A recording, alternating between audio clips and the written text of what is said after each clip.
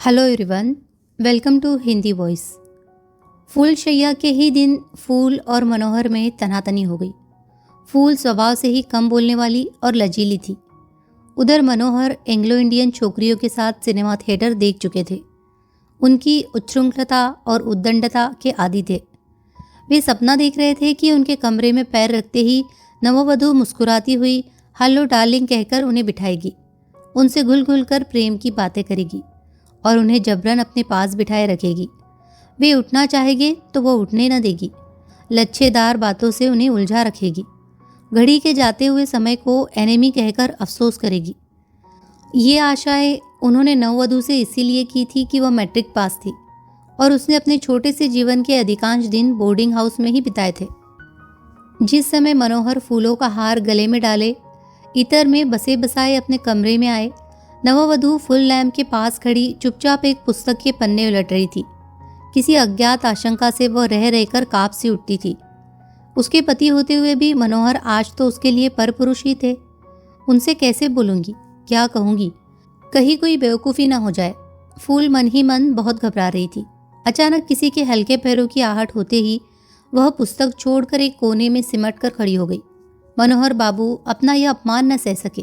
एक क्षण तो वह चुपचाप खड़े रहे, फिर तिरस्कार भरे स्वर में बोले, क्या स्कूल और घर में यही शिक्षा मिली है कि आए हुए पति की तरफ पीट करके खड़ी हो जाओ? फूल सिहर उठी किंतु कुछ बोली नहीं। मनोहर का पारा और गर्म हो गया।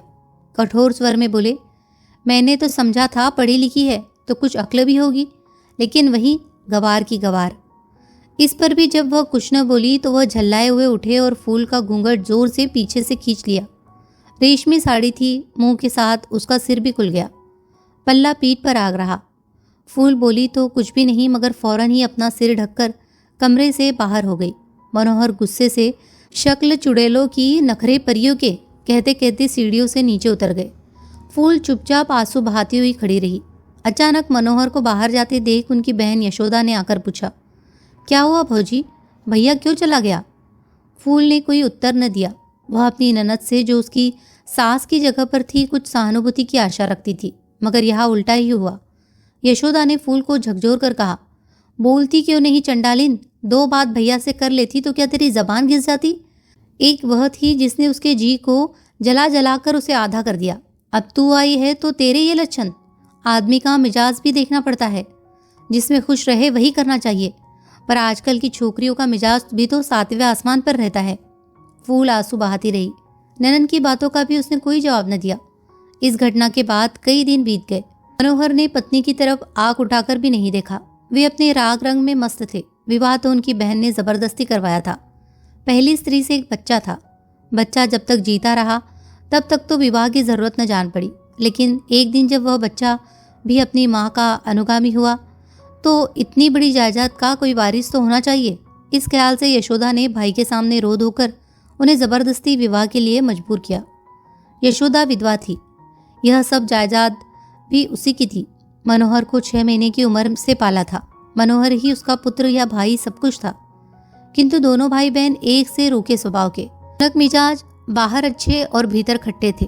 मनोहर की पहली स्त्री कुमुद ने भी जिस दिन से इस दहली के भीतर पैर रखा था, एक दिन भी बिना रोए रोटी न खाई थी। और इसी प्रकार 6 महीने के बच्चे को छोड़कर एक दिन वह जहर खाकर अपनी जीवन लीला समाप्त करके चली गई। बड़े घर की बात बाहर कहा जाती है। हार्ट फेल हो जाने से मृत्यु हो गई कहकर मामला रफा दफा कर दिया गया। फूल ने भी ये सब बातें सुन ली, मगर अब क्या हो सकता था। उसने सोचा, खैर जैसा जो कुछ है मुझे तो निभाना ही है। अब तो यही मेरे परमेश्वर, मेरे आराध्य और देवता है।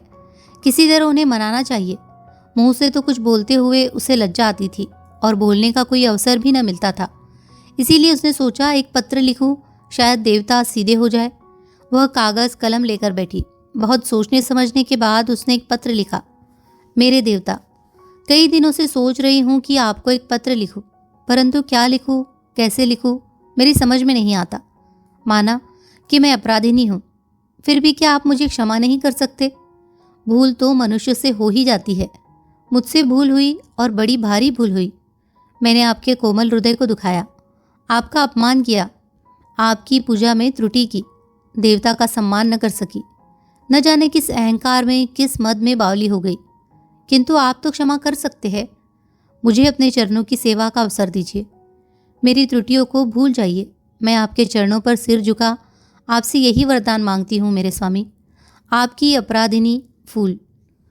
पत्र समाप्त कर जो ही फूल ने पीछे देखा, मनोहर खड़े थे। फिर उसी लज्जा और संकोच ने मामला बिगाड़ा। झट से पत्र के टुकड़े टुकड़े कर फूल दूसरी तरफ खड़ी हो गई। मनोहर की त्योरियां चढ़ गई। उनके सिर से पैर तक आग सी लग गई। फूल के पास पहुंचकर उसे घसीटकर उन्होंने उसका मुंह सामने कर दिया। बोले, किसे पत्र लिख रही थी? सच कहो। फूल का सारा शरीर कांप रहा था। वह कुछ भी बोल न सकी। मनोहर ने उसके कान ऐंठते हुए कहा, बोलो, नहीं तो अभी तुम्हारी हड्डी पसली तोड़ दूंगा। फूल को भी क्रोध आ गया। उसकी मुद्रा कठोर हो गई। बोली, मैं नहीं बतला सकूंगी। जो कुछ आपको करना हो कर लीजिए। फूल का ये कहना था कि बस मनोहर उसको पीटते चले गए। फूल ने जबान न हिलाई, मगर वह जब तक बेहोश न हो गई, मनोहर उसे मारते ही रहे। दूसरे दिन अचानक मोहल्ले भर में यह हवा फैल गई कि मनोहर की दूसरी स्त्री का भी हार्ट फेल हो गया। अर्थी के साथ बहुत से लोग थे जो असली वाकये से वाकिफ थे, मगर शहर के इतने बड़े और पायेदार आदमी के खिलाफ जबान खोलने की किसकी हिम्मत थी?